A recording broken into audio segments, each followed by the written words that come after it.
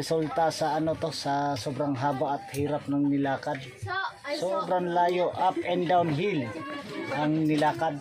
Ayan ang resulta. Puro pagod. Sabi sa Bicol, pagal sana. Ayan resulta. Yan, nagkaon ko na yan.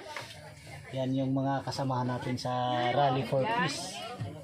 Para sa kapayapaan para sa bansa at sa mamamayang Pilipino. Ayan. Mga kauyamot. Ganyan lang.